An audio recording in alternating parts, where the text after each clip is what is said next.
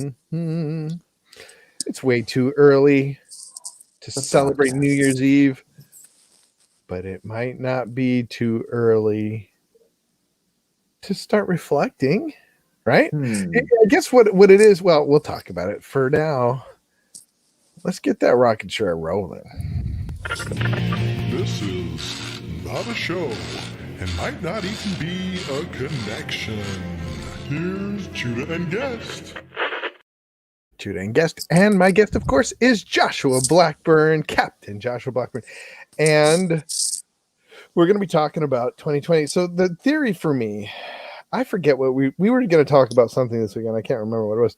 But I got to thinking about 2020 and just everything. And I always get to New Year's Eve and wish that I had started reflecting more than, that night. I would, because now there's still time to celebrate, to mourn, to enjoy, to what have you.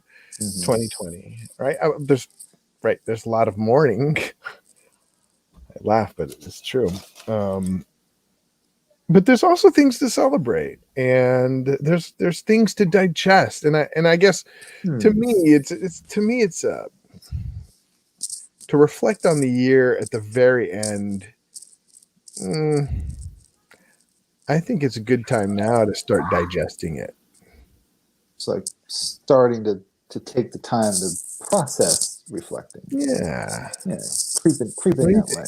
Yeah. Well, I think you could sell me on that. Okay. Though, I mean, yeah, it's tough because there's a part of me it's like, well, there's still 2 months left and something. Well, here's the thing: is of 2020, but still been a year since last, November. Sure, year in review. Year in review, and it's Veterans Day. It is. So it is Veterans Day. It's a market day.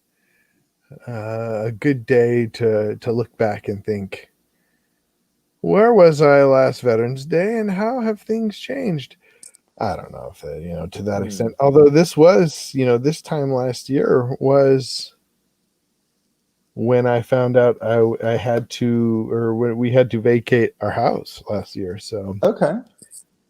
So there is something there, Last year for me, November was the start of a new beginning. You kind of got the notice that the change was coming. Yeah, and I mean, I've told a lot of people I was frustrated I was angry at God, and I was like, "What? Can't be right." I have clients. I just moved a client in nearby. Things are going well, like my new job, and God clearly said to me, "You have no idea what next year holds." And I thought, well, how could it be any different? How could it be any different, God? You don't know. How foolish I am. I literally thought to myself, how could it be any different? It's just going to be the same old thing. Here we are in maybe the most unique year of the last century. Well, I mean, it's certainly. I wrote an email today, and one sentence in there was just, remember that this is one of the weirdest years of our lives.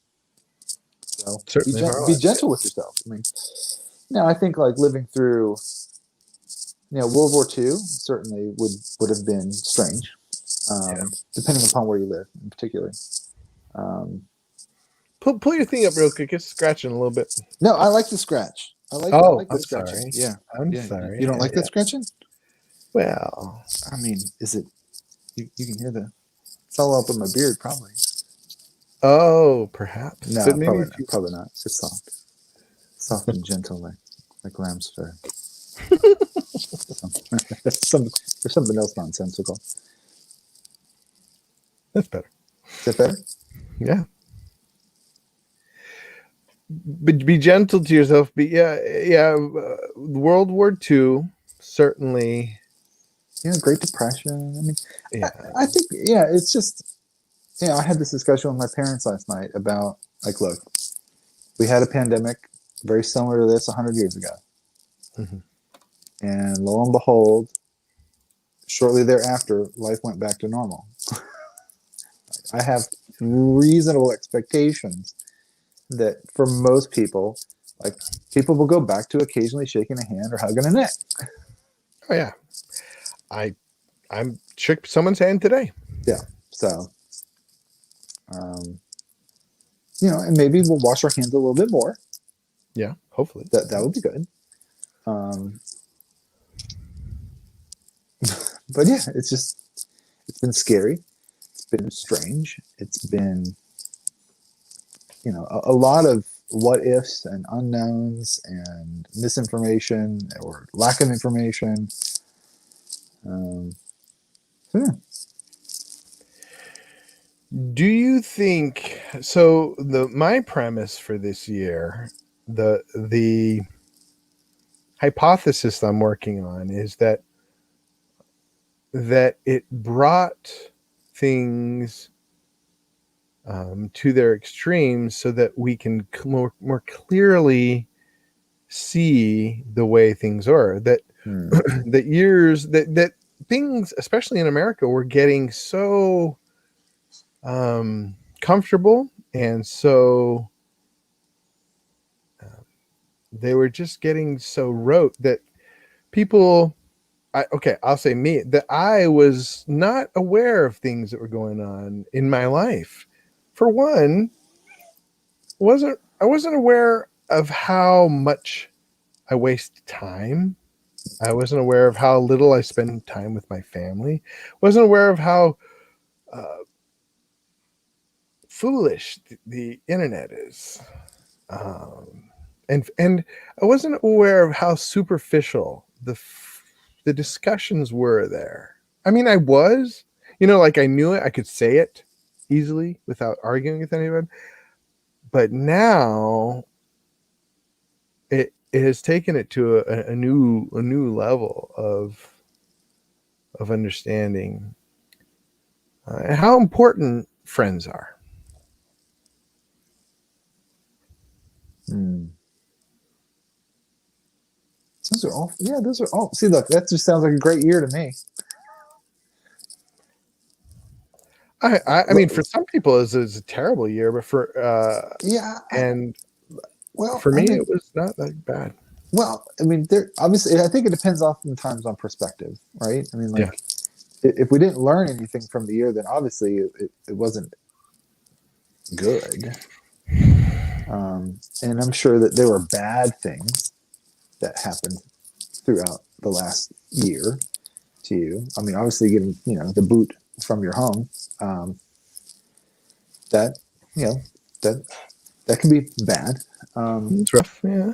Yeah, Yeah. but I don't know. That's the thing. Well, what? We struggle with that even here in my own home. Just kind of the naysaying of the year, and I'm like, Mm, it. You know, it. This is the day the Lord has made. Let us rejoice and be glad in it. There's a lot of good things going on, yeah. and there is also a lot of tough things, and some sadness, and some ugliness, and some downright evil. Um, but it's just another day here on planet Earth. Well, and these things would be going on regardless of whether or not COVID certainly has added another evil, but it's not like COVID or the Trump administration or any of these things. It's not like there is an extra, like an added catalyst of evil. The evil that the evil is sufficient. What is it? Sufficient unto the day It uh, is. It is. is the And evil thereof, or something. certain, I think in this day and age, certain opportunities have brought it to light, right? Yeah, Um, that's what I mean. Yeah. it's yeah. Well, what are some things that looking back on this year? What are some has there been any fundamental changes for you? And I don't just mean like because of 2020. I just mean incidentally, it was 2020. Mhm. This year, have there been any fundamental changes? I mean, every year we have fundamental changes, but just looking back, um, have there been significant changes for you that have shifts in your views, shifts in your philosophy? Um, hmm. And while you think about that, I want to put it out to, we got Yeah. 4 viewers right now. Hello, viewers. Leave a comment. Has there been any big shifts in your uh, in core things that you believe, or in your core philosophy of life, or just has there been any big shifts in the way you view the world lately? Hmm. Because I think I've had at least one. I feel like a big core shift for me. So the way you're thinking about yours, the biggest core shift for me has been the realization that I don't I don't control Hmm. anything, and and that I need to, and that I plan not because I can control or know what's going to happen tomorrow, but because I don't. The necessity of a plan and goals, and sort of a future orientation, and construction of my intentionality.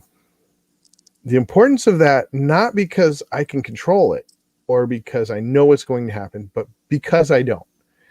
And if I just say, well, whatever will be, and just not plan, then it's just chaos. It, what? I want to say there's an Eisenhower quote about planning. That That's very similar to that, as far as like, it's like yeah, it, I it, think I know what you mean. yeah, Plan is what is it? it's going to escape I'll me. look it up. It's just the reality that there's something important in the process of planning, um, because nothing rarely goes as planned, right? Like there's always some amount of chaos.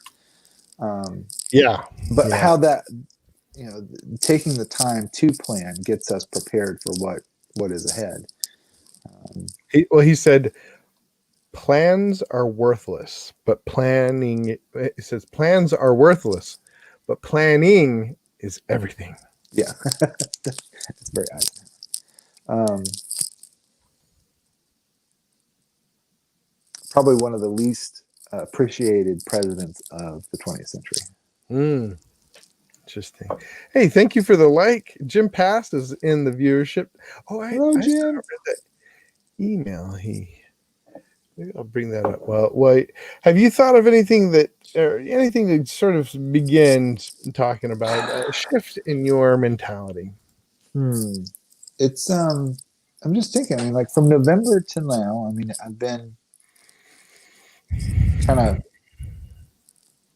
hoeing the same row of corn, Mm, and I don't. I mean, I think there's been maybe some subtle shifts there. One thing that has recently kind of solidified, and I don't think I remember thinking about the field of counseling and psychotherapy in these terms. mm, I've often thought of other careers or like professional practices in these terms. Like people, I think when they go to law school, they don't realize that when you become an attorney, you're signing up for a particular lifestyle. Um, Within degrees in a spectrum, right? Because it's going to change who you're friends with. It's going to change how you interact out in public, because there's all types of people that you may or may not be able to acknowledge. And the same thing is true in counseling and psychotherapy, where we it's another field that's more traditionally under the veil of silence, like Yeah. strict confidentiality. I mean, like most of the time, medical doctors don't have a problem like waving at you in the grocery store. But attorneys, therapists, we tend to be more if you wave at us first, then it just depends on, what's been a prior agreement. But talking with therapists, especially those that have other therapists as clients, young therapists, again, just this notion of you enter a field, but what you don't recognize is you're choosing a lifestyle. Like, in order to succeed in this field, there are certain things you're going to have to commit yourself to. You're going to have to commit yourself to lifelong learning. You're going to have to commit yourself to seeking help. You can't do this job. That kind of work cannot be done well all by yourself. Right. You just can't. You're going to commit yourself for the sake of the work that you do to doing your own work. Yeah. You're going to, so there's this aspect of self-monitoring that's different than like if you were an accountant or, any, no one. And submitting to somebody else too, right?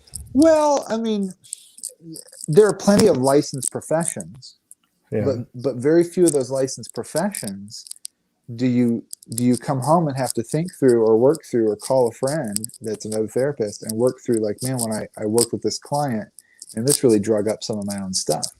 You don't get that when you're an accountant.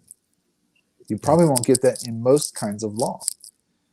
You won't get that if you're a hairdresser. You won't get that if you're, there's all kinds of licensed trades and professions that you're not going to have the kind of cognitive and emotional reactions internally, what we call countertransference. You're not going to experience that in the work field.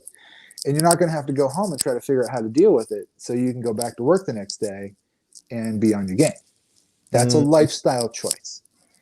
That's true. So yeah, I mean, and even the aspects of self-care. I mean, like you can, like you can get away with certain things in other professions that you might not be able to get away with. Being a really top-notch counselor or psychotherapist.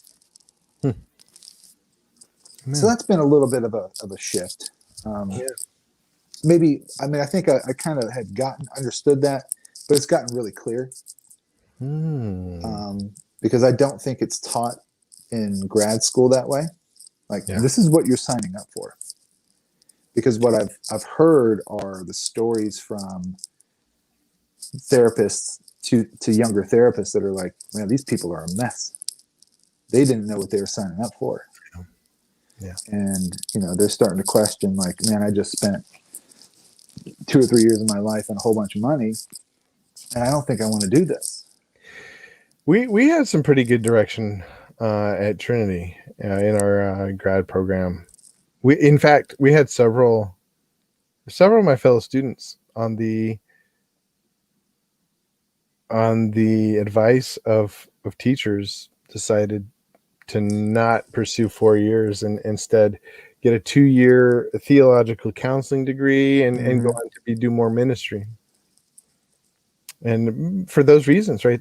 And Scott is in the chat and watching, and he says, "Thanks for joining us, man." He says, "I stopped watching football and started reading more classic books with my kids, and have led discussion groups on Zoom discussing Dune. The movie's coming up soon in the spring, and now Moby Dick. That is awesome. Yeah."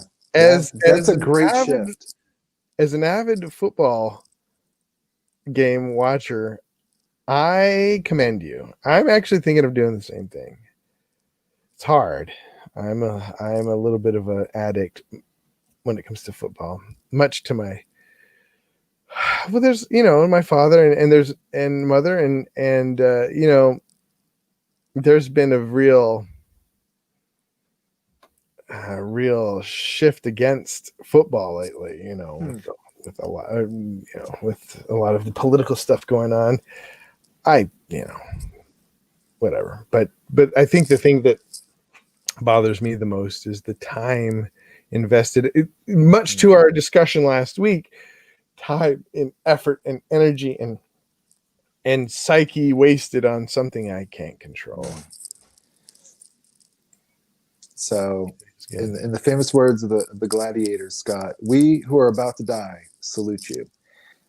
Good job on making a pretty awesome shift. I'm starting to think about myself, and I'm like, I've thought about doing some things like that, but I haven't done that. I talked to Scott, on video, and I could see like a visible, when he talked about it, a visible excitement about it that was contagious. It made me want to do the similar thing. Yeah. Because it was working out so well. So when we're talking about 2020 and big shifts that have come about, trying to think if there's been a real negative. I can think. The big negative, and we've talked about it, is Home Depot is essential, and the worship of the one true living God. Well, is deemed less essential. I feel like the communion of the saints and the sacred practices have taken a hit. Yeah. Oh, they've certainly been denigrated. I think there's no way around it. I mean, now I'm not afraid to wear a mask in church, and some my struggle is like I get like some reasonable actions to stop the spread of a disease. I get it, like a virus. I get it. However, it became abundantly clear very quickly where the zeitgeist is, where the spirit of the age says, this is an option. Yeah. This isn't something that we deem as a culture is essential to human life. Yeah. That should make us really stop and question where we are. And I'll be, this is like confession time. I mean, one of the things that became a clear takeaway for me was how, the practice of my faith had been relegated to Sunday, and with that gone, or been relegated to Zoom, which I'm not a big fan. I'll use it, but anyway. I realized, whoa, what separates me from the rest of the world right now? And that was a reckoning. That was a serious reckoning that, somewhere, in the spring and through the summer, just kind of slowly worked its way through my life. And, about a couple months ago, it's like, we gotta change. There's gotta be some changes. So I'm grateful for that experience. Like, it was a wake-up call. Like that what was the wake-up call? That what? So I'd kind of just gotten lazy, frankly, and complacent. And, my worship life, my prayer life, largely was relegated to Sundays. I see what you're saying. Yeah, and it became abundantly clear to me, like, that is not going to cut it. So in that sense, like we're saying, it was revelatory and helpful. It may not have been good. It was helpful. It may not have been good, but it was very helpful. I mean, it really brought to light, to me, it was just it was a wake-up call. Yeah. Like, bro, wake up. See what's going on in your life. Like, if you're not going to church, if you can't go to church on Sunday, Yeah. if you can't, what makes you any different? How are you different? And if we can't go to church, is church? If we can't go to church and church, if we can't go to church and nothing changes, is church important? Well, I think, yeah, that to me is that's not. I'll be honest with you. For me personally, that's not even open for a discussion. Right. That's a no-go. Like, I mean, to even pose the question, I go, well, that's just ridiculous. But that was what I faced. sure, I mean, It's it's a question. Well, is church important or not? Yeah, it absolutely. If we can shut church down for a year, See, and this is where I think, like, my conceptualization of it's different. Like, historically, there have been plenty of Christians who didn't go to church. Yeah, every Sunday. I agree with that. I don't. But that was not on accident. That was not on accident, and it was not unintentional. So their practice of the Christian faith was fervent. Yeah. In the pursuit of prayer, in the pursuit of clarity, in the pursuit of focus, in the pursuit of simplicity. Yeah. There have been plenty of holy ones, saints, who, if we measured their spirituality on their church attendance record, would not rate very high. But their zeal for the Lord showed up in everyday kinds of ways, and that's the thing for me. Like, to me, it's not a question of is church essential? Is the body of Christ essential? I'd just as soon cut off a limb than buy into that notion.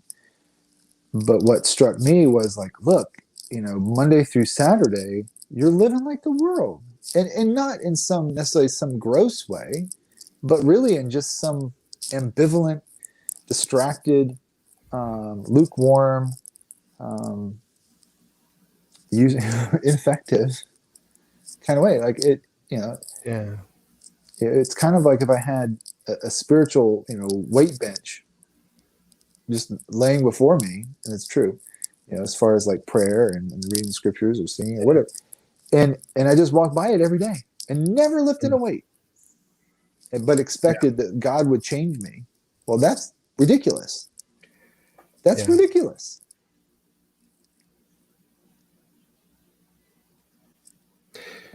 Wake up call for me. So church can become a crutch. Obviously, it could become. Now I'm not going to go that far. I can't blame church for my laziness. I can't blame the coming together of the saints. No, and that's not what I'm saying. I'm saying, but it can become a crutch for those of us that allow it to. Right?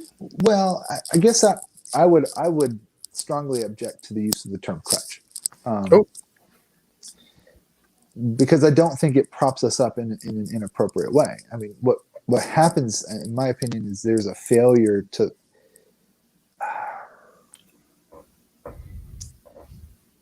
walk it out the rest of the week.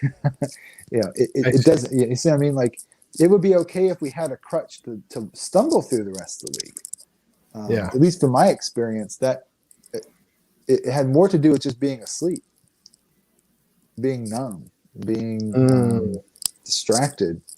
And there are other things in my life that I think were certainly holding me up, but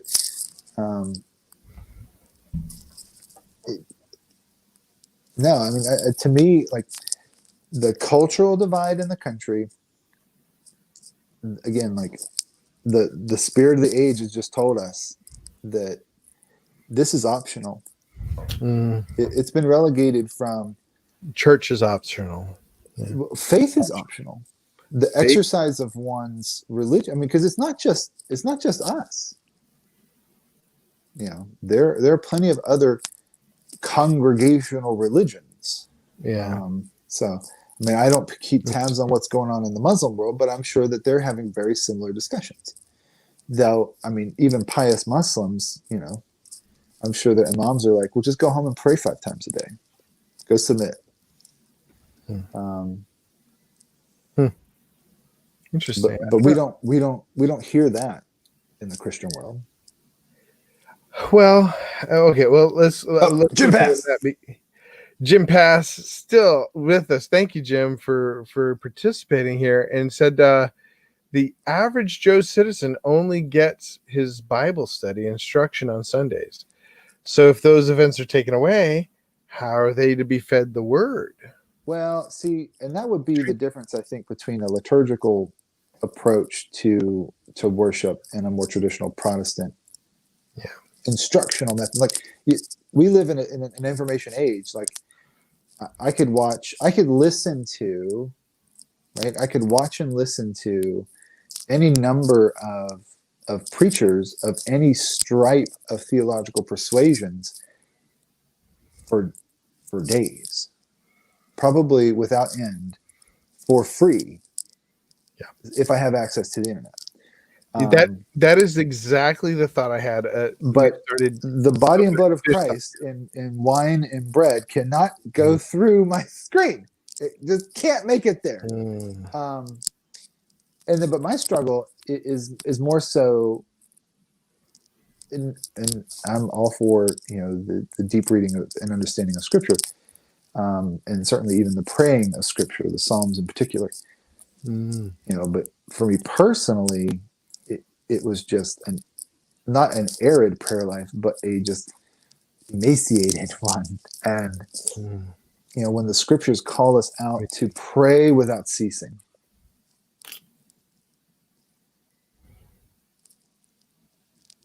you know, even Paul talks about it's a command, and that's something that we don't initially. It's learned, right? I mean, it's developed. It's not something that you just start doing. Yeah. But that's certainly the goal. And for me, it's realizing, man, I'm not even, man, I'm back to the starting line again on this. All I'm doing is ceasing. Right? Yeah. I'm back to the starting line. And that's humbling. And that's a good place to be. So it,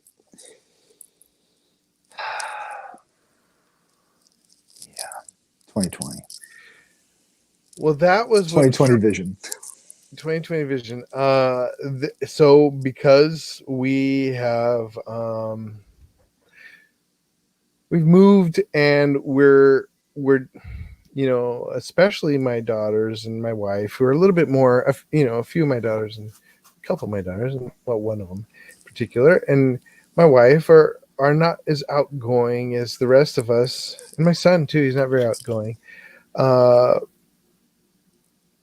There's been a dearth of social interaction, and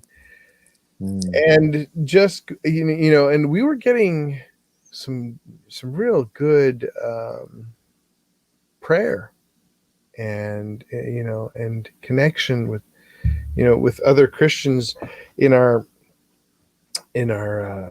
home church here. But we just needed, Chana said, you know, let's try some other churches. Well, it's been sort of an awakening for me how little participation there is. That was the thought that came to my mind when I went to a pretty traditional church, you know, and the thought that came to my mind is, you know, at one point I was like, yeah, and I realized I was the only one talking, and I thought, oh, and I realized that I could probably get this information on a podcast, you know, like record this and send it to me. If I'm not if it's not a two-way street, if there's no participation for me in the congregation, what am I doing here? You know, technology. What's the point of me just coming and sitting in a pew? Uh-oh. Uh-oh. Okay, you're back. You're back. Did you get a text? Oh, I don't know, did I disappear? You went shoop. From my Oh, perspective. it's cool. So that you have a different perspective, of course, coming from Eastern Orthodox or Orthodox tradition. And I think that's kind of what you're saying, is that if we're just going to be like Jim Pass, I feel like he's sort of lamenting the fact that Joe Citizen, us, we're just, if all we have is somebody at the front telling us about scripture, Mm-hmm. and if that's taken away, then we have no scripture. Well, We're awash in scripture. We're awash in information, but what we're not awash in is worship in spirit and truth. say more about that. Well, and I think, for me at least, and this is a thing that I would put in the category of things that we've forgotten, and we being a cultural historical we, because you and I don't think we can compassionately look at our situation and say, no one ever showed me this. Mm. When I read the Psalms and and even if I think we take a close read of the New Testament, like the use of the body in worship. Mm. When was the last time you went to a church where somebody bowed down before the Lord? I mean, just stop and think about that for a moment. Well, my last church, it was pretty commonplace, but so I mean, it for most people that's a pretty rare experience. Yeah, I know. I'm realizing that I was part of a unique situation there at that church. So I mean, little things. I mean, and that becoming something that's a practice, and that again, like unceasing prayer. That's obviously not something when you become a Christian, you just immediately find yourself in the experience of unceasing prayer. And so, fasting, watching. Yeah. All of the things that if again, a close read of the Psalms, of the Old Testament, in particular the Gospels and the Epistle. I mean, just a close read of the Bible, as far as like, how is this lived? How is this lived? Yeah. But again, from the place of Scripture, it's almost like archaeology, right? I've got to go back and sift through the layers to find, what remains. Yeah. But, and this is one of the reasons why I hold fast to the Orthodox Church is I think there is an unbroken practice, a faith, a tradition that's been handed down from person to person to person to person to person back to the apostles, that sadly has evaporated in the West. Yeah. There over time that you can, if you know what you're looking for, you can see it in various times and places in church history, and it gets more evaporated as time goes by. Well, and see, to bring it back to 2020 and, things that we've learned in the absence of church altogether, and then joining my dad and mom and their friends in their, in their house gathering, I realized that one thing that I guess I didn't realize it for the first time, but it sparked the realization in me that a very important aspect of gathering together is being in the presence of multi-generational experiences. Mm-hmm.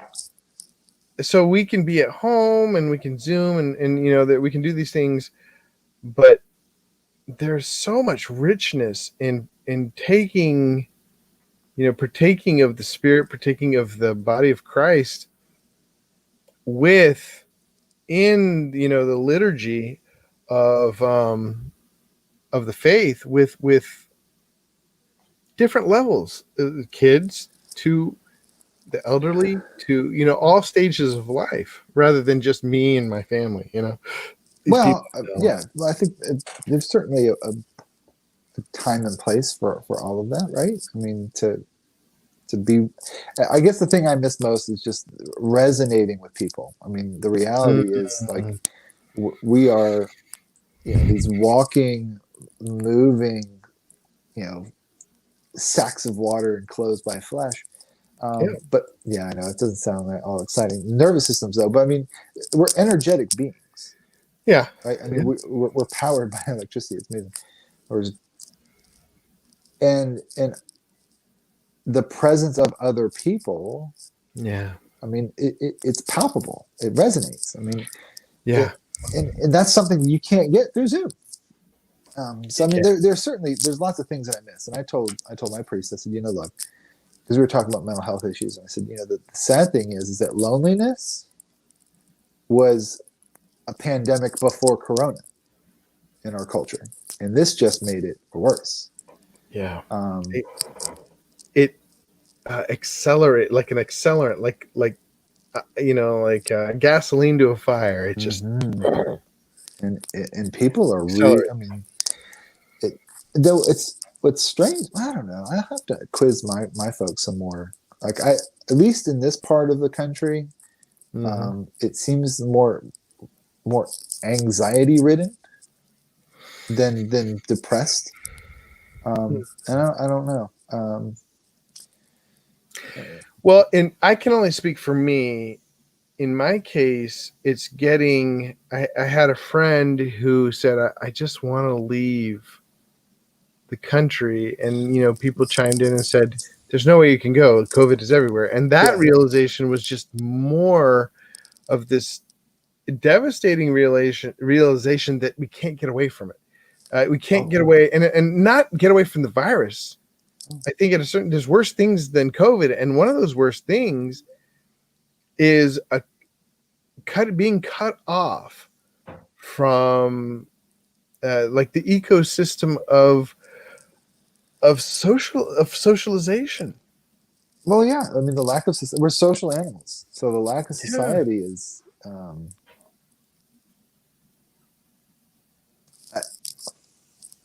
It's difficult. Like I almost don't want to say damaging, but I might as well say it's unhealthy. It does, and I think for us, at least from my perspective, it does like what we're doing right now. It yeah, it puts a pressure on us to get creative. yeah. Um, Which is good. That's yeah, good. yeah, yeah. To really see like what are my options, because we can really feel powerless, and if we buy into that feeling, then all of a sudden, all of the options appear off the table. Right? I mean, like there's actually a lot of options there, but now we're staring at our navel and feeling sorry for ourselves, and we've lost power. We've given, we're not really recognizing. Wow, there are a lot of things I can do. Yeah. It's just like even some of my people in my house, like, oh, 2020, awful, and I was like, I mean, there are lots of different ways you can look at the whole year. Yeah. It's actually been parts of it have been pretty good.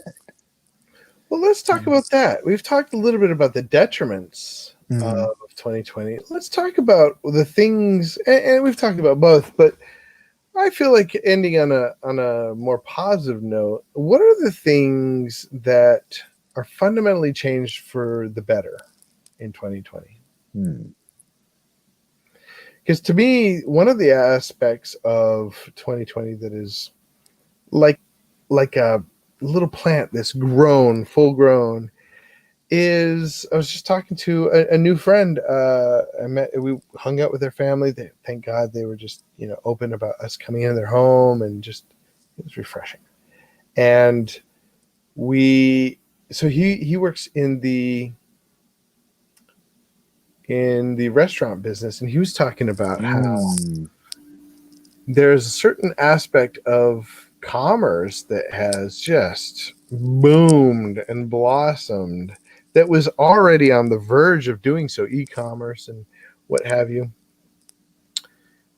And he's saying that, and you can see this, that there's a lot of restaurants that may never go back, fast food restaurants in particular, Mhm. to indoor eating. Now, I don't know if that's a good thing that you won't be able to indoor eat, but I think there has been. I guess to me that's just indicative of certain things, ideas that we've had, Mhm. of education, of a connection. This what we're doing now, that has blossomed Mhm. in this time. And actually, it was Scott. I don't know if he's still watching, but he told me, because we connected over Zoom, and without COVID, I don't know that we would have ever Mhm. connected. I would have Mhm. never made that connection, and to talk to him again, because it's just such a wonderful person that I now. It's easy to reach out to, I think the biggest benefit of 2020 has been the fact that we were forced to do things we had never done before. That's what I was thinking that you Necessity put is into the words. Yeah, mother of invention. And it's like, oh, wait a second. You mean that we could have been just doing this from at home the whole time? You uh, I mean, like, I know in the mental health world, like, there are a lot of people that were like, I'm never gonna do telehealth ever. And then when they were forced to do it and saw that it had positive results and that it was extremely convenient for their clients, yeah, and they could hop off of a call and go hang out and have lunch with their kids and then go back to, I mean, like, that's life changing. And yes, there's a cost to everything. There's never a free lunch. Like, let's not kid right. ourselves. In this world, there is no free lunch. There's always a cost. It's good to identify what that is. But it pushed us to do things in a new way.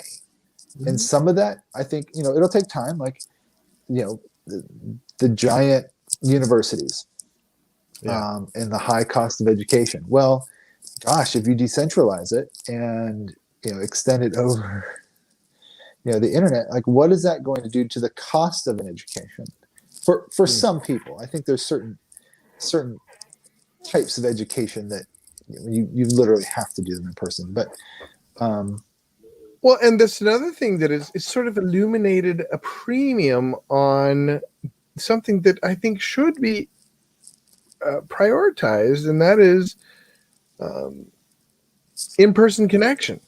So it's not that it opened up new avenues of connection and put a premium on, and prioritized mhm, the best. mhm. Illuminated the fact that It in-person reminded connection us is that so it's beautiful. precious. Yes, that It's it is precious. really precious.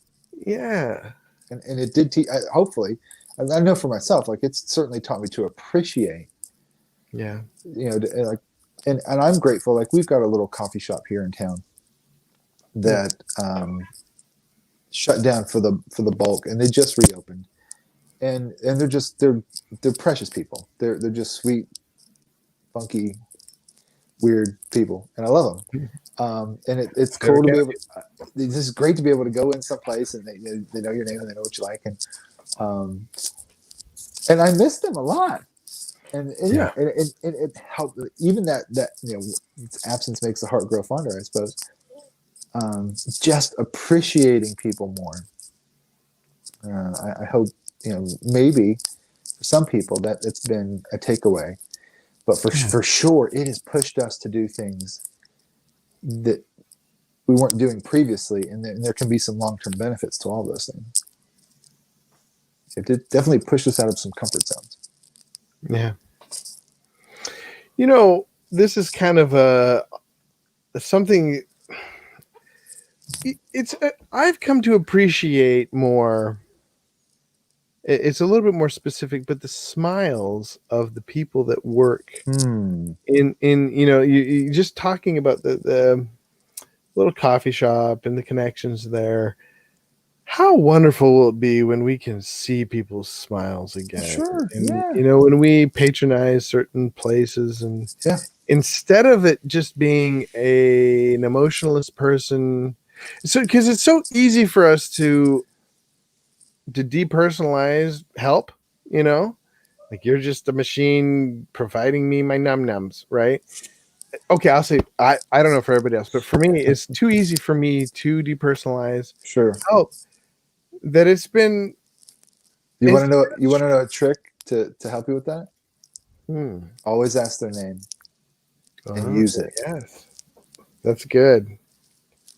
That's why I love name tags because a lot of people. It's weird. They've got the name tag and it's like, well, thank you, Mark, and they're like, Yeah. how do you know my? Oh, yeah. Yeah, keep it personal. Yeah. Like,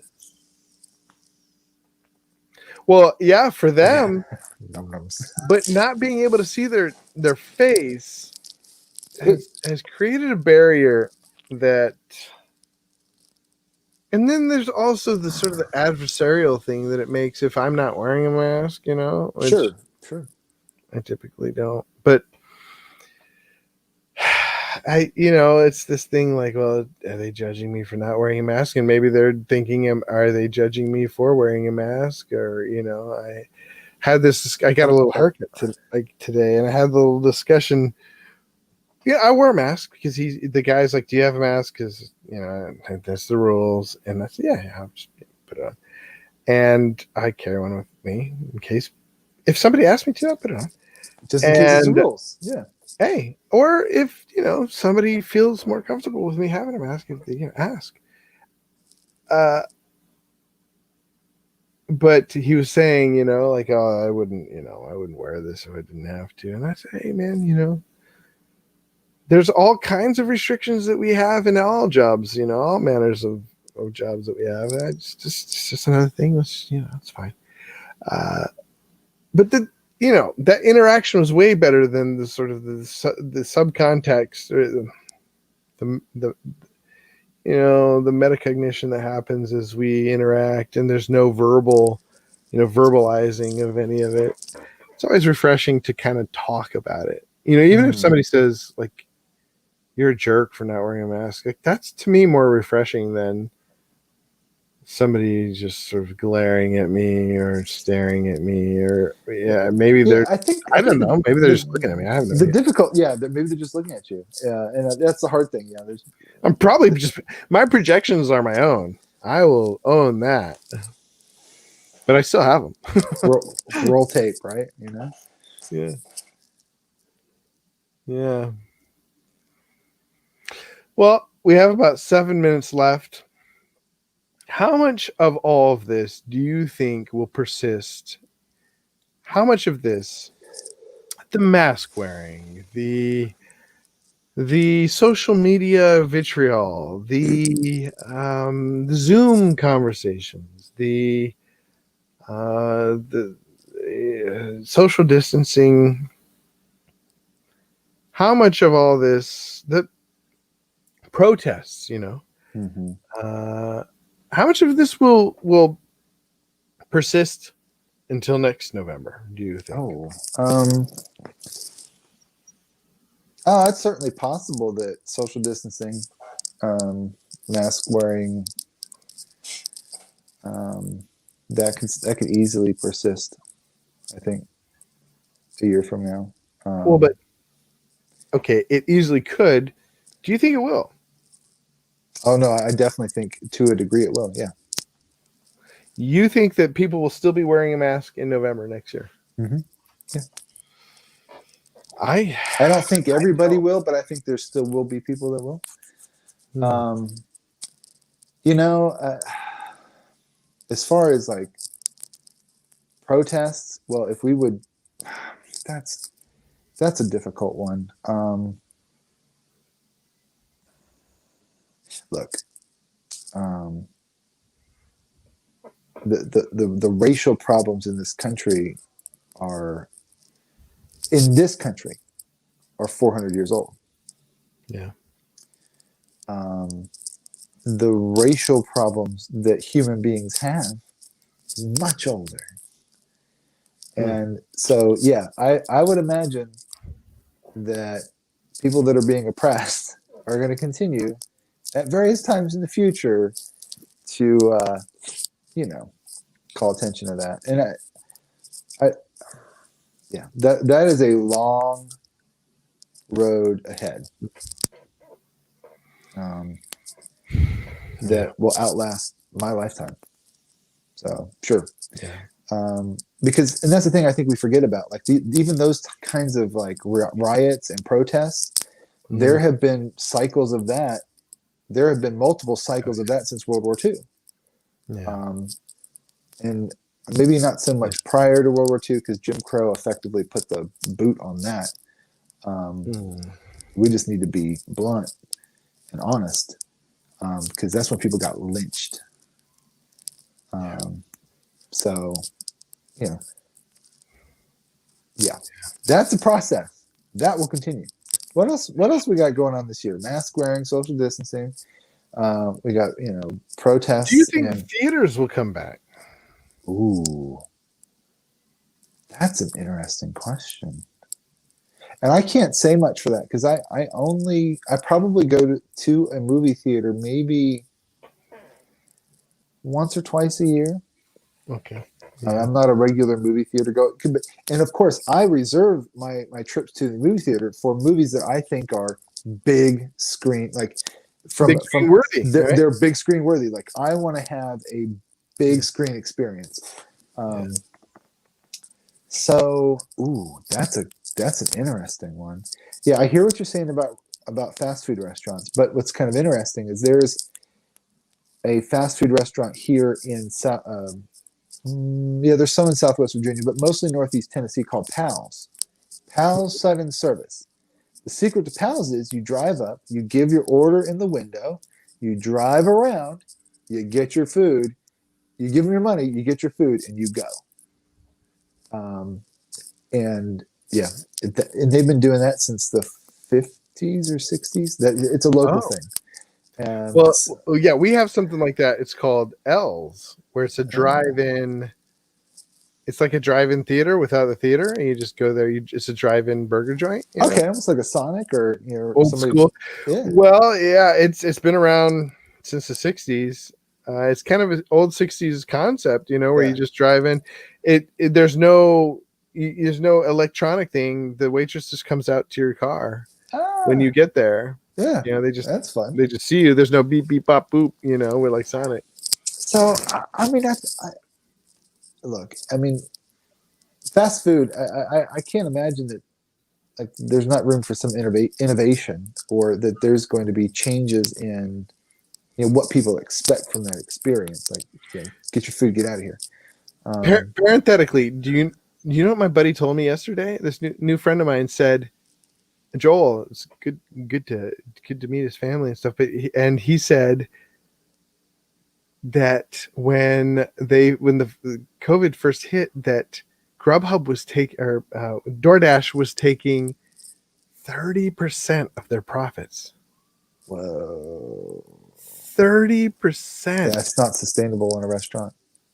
Well, it wasn't, and that's why.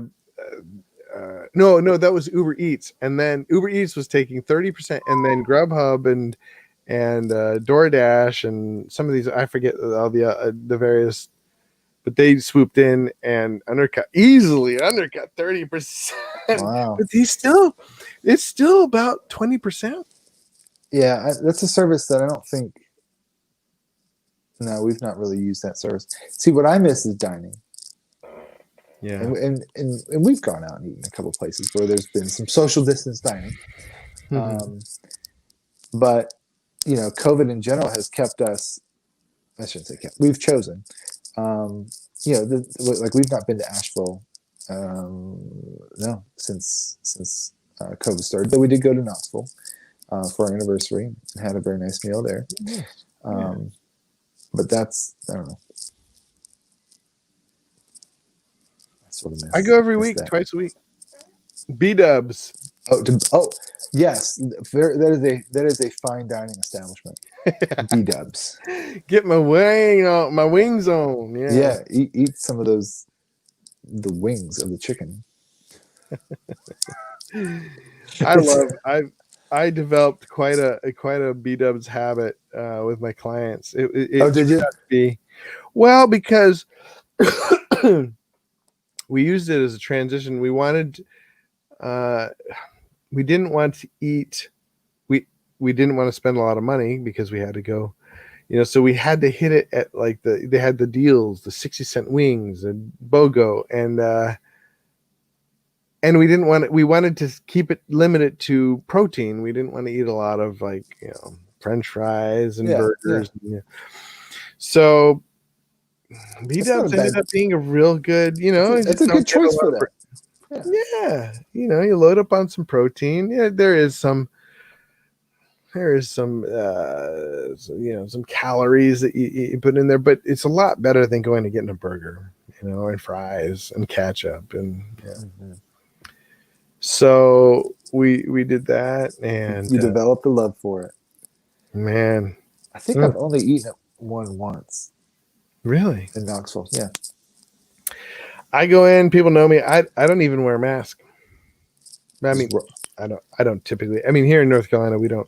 There's not really a. We don't wear masks in North Carolina. We don't wear. Yeah, and I shouldn't brag like that. I'm sure there's lots of people that find that repulsive, and sorry, but yeah, but what I mean is, I don't mean to brag or anything or to flaunt that. I just mean that it's nice that the people there, they don't say anything to me, and they don't say anything to anybody. I do see people walking in with a mask, Sure. and then taking it off when they sit down. I don't know what the Point of apparently that when you is, sit down at a table, you're protected. you're not. Yeah. Yeah. My thing is kind of like, if you go out to eat, you're taking a risk and you're putting other people at risk. But that's okay, because chances are you're adults, which means the other people in the room hopefully are smart enough to realize that they are accepting the risk as well. Yeah.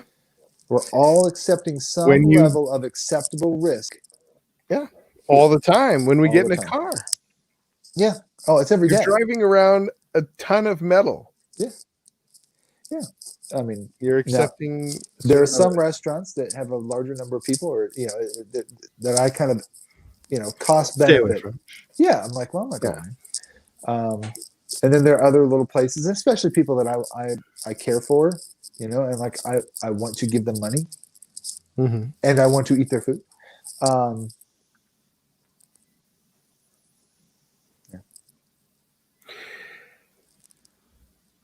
Yeah, and that's something that talking about 2020 and something as we've developed, this friendship, and we've had a friendship, but this weekly discussion is a temperament that I feel like I've sort of started to glean a little bit more from you, in the sense of, I mean, I never was afraid of getting. In fact, I've always hoped to get COVID, and I did, and you did, and and you were successful never in your dreams.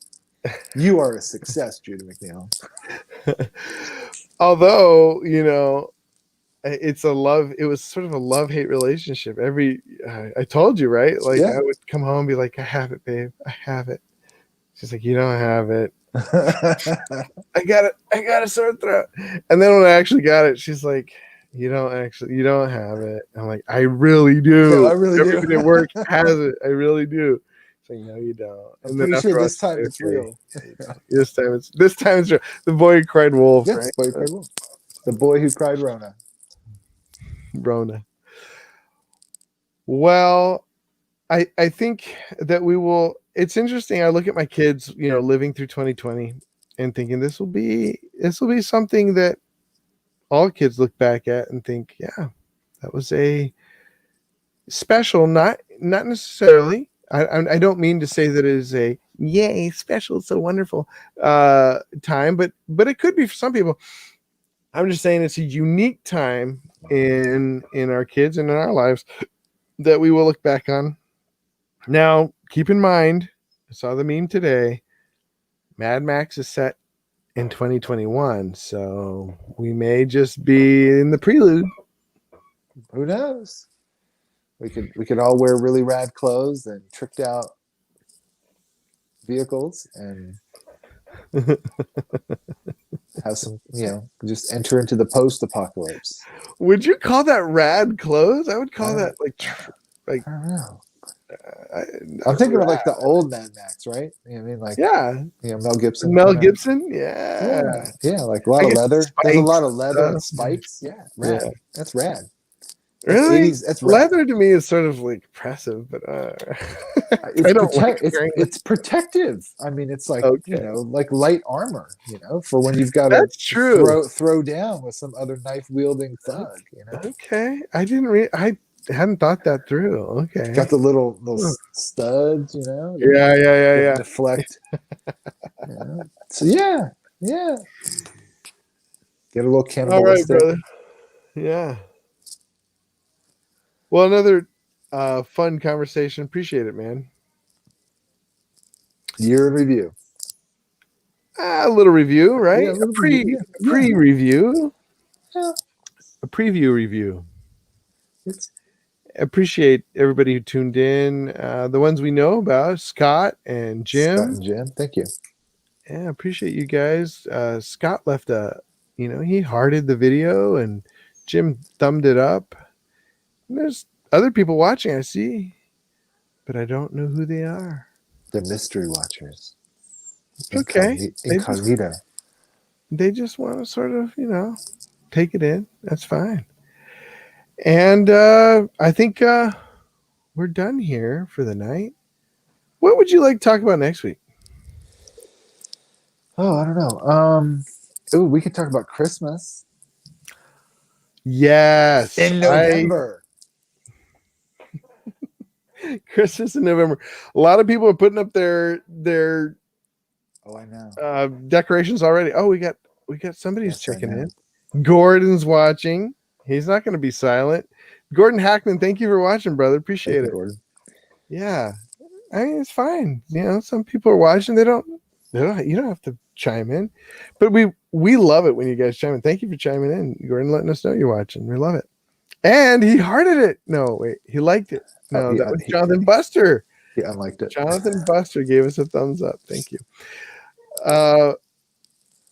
I think we should talk about Christmas. I have some strong feelings about Christmas. You have strong feelings about Christmas? Yeah, some thoughts and philosophy about Christmas.